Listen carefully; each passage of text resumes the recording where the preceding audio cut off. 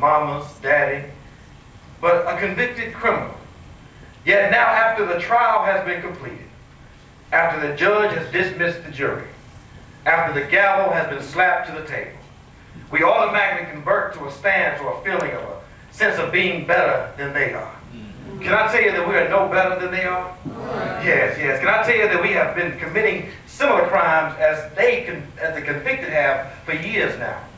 Can I tell you that we have just been fortunate, we have just been lucky, we have just been blessed, we've just found favor? Yes, we are just as guilty as a convicted criminal. Through the use of stereotypes, we have killed the self-esteem of too many promising young men.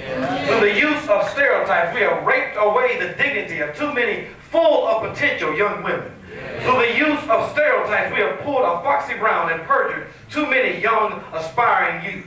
Through the use of stereotypes, we have vandalized and destroyed the foundation of a person's soul, which is a dream, the thing that keeps our people moving forward after a setback. Come on, somebody. Y'all got to get with me now. True. Through the use of stereotypes, we have committed crimes of passion that have ruined so many lives. The trouble, my good people, is that we have not just centralized the use of this weapon. Oh, no. As a matter of fact, we have allowed stereotypes to touch every corner, every living room, every bedroom, every school, and even some of our churches. Stereotypes have become more rampant than drugs or alcohol. You can find a stereotype being used on every street corner. Yes, come on, somebody. And even in every venue. And I thank God that today, we're burying this crap. My friends. Thank God that stereotypes decided to lay down and die. If there's anybody that needs to go home and be with the Lord, I think it's stereotypes. But let's not forget our premise. I'm guilty. I'm guilty.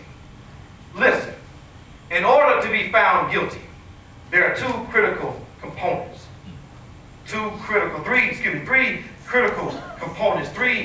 critical things, three critical items that must be present. Now I'm going to give you these three quick things, and I'm going to sit down and be happy all by myself. But the first thing is there has to be a crime. A crime has to be committed. Now I hear you saying, what is my crime? What have I done? What am I guilty of? I don't do that kind of stuff. I don't live over there. I make good money. I'm not even part of that lifestyle. Well, if you've ever used stereotypes as a justification for a reason or an action, if you've used stereotypes for the purpose of grouping another in the same category, if you've used a stereotype to enhance your self-image, to make yourself feel better, then you have just touched the brink of crimes of hate against another. You have just committed genocide. You have just stepped towards sabotage.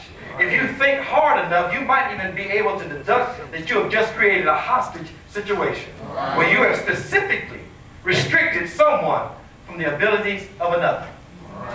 What am I talking about? Have you ever rolled through a community and noticed a person standing on the corner? And you reach over, reach your arm. Come on, somebody. Have you ever walked into a store and assumed that a particular group was there to cause some harm? They may not have been stealing from you, but they were stealing from somebody. Come on, somebody. Have you ever looked at a person and assumed that they would not be a good fit for the group or for the company, and you decided not to hire them? Come on, somebody. Folks, I'm not just limiting this to skin color or religious preference or anything else that may be put on a list to try to make us different from one another. There are a number of stereotypes out there that people use all the time. And the trouble is that these stereotypes, when used, can lead to self-destruction, self-doubt, and even and even limit self-determination. I'm feeling real close to this because, you know, it was odd when I was asked to do this. I've been in church in a while now. Never heard of no funeral like this. And ask my pastor, do I got permission to do something like this?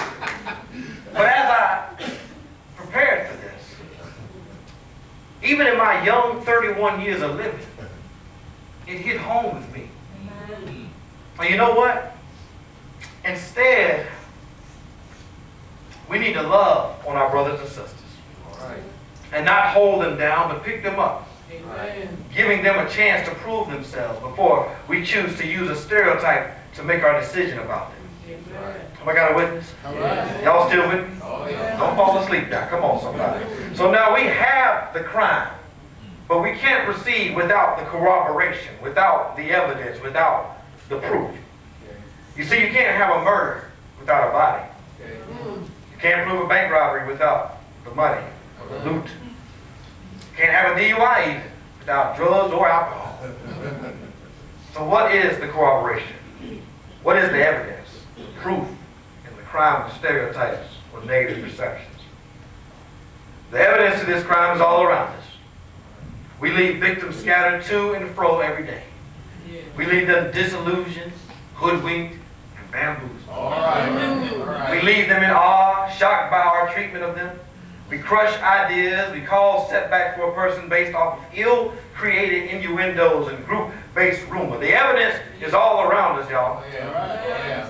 We are guilty of the crime of stereotypes. But now the last thing. I'm just about finished, y'all. I'm just going to sit on down. But now the last thing is that part of being guilty is the conviction.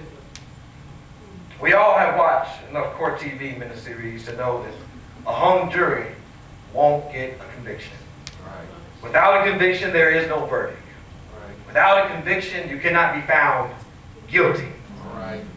What do I mean by this? Well, a conviction holds a person accountable for their actions. The action of using stereotypes and negative perception has been proven time and time again to have a terrible effect on a person. And it's today that we stop.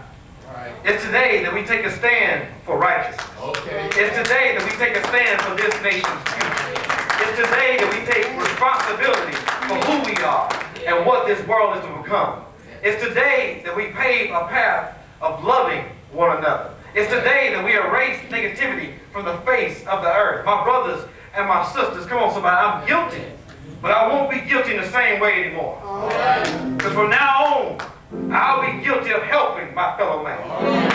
And from now on, I'll be guilty of giving them respect. I'll be guilty of giving them a chance to prove themselves. I'll be guilty of not judging them by the color of their skin, but by the character of their... Come on, somebody. You know why? You know why I wasn't going to go here. But I wouldn't feel right if I didn't do it. Because it was over 2008 years ago. On a Thursday night, after a dinner of bread and wine, with a young man named Jesus. This young man was drugged from courtroom to courtroom. This young man stood by while the lies fell from their mouths. This young man stood by while the whip lashed across his back. He was whipped for my transgression. He was bruised for my iniquity. He was chastised for my sin. But that's not where this story ends.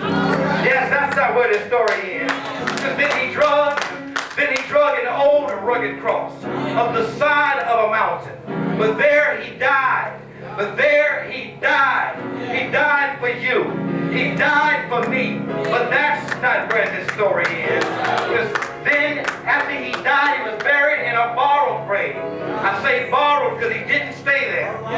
Yes, come on somebody. 3 days later, he got up with all power in his hand. All power in his hand. And now he sits, I'm sorry, Augusta State, and now he sits on the right hand of God the Father Almighty. There he judges the quick and the dead. You know what? And because he can do that for me, and because he can do that for you, the least I can do is share respect with you, show love to you, stop holding you down, stop making you feel bad about yourself. It's my job to show you what he showed me a long time ago. And without him doing that for me, I can't do this for you. May God bless you, and may God keep you. It's my prayer.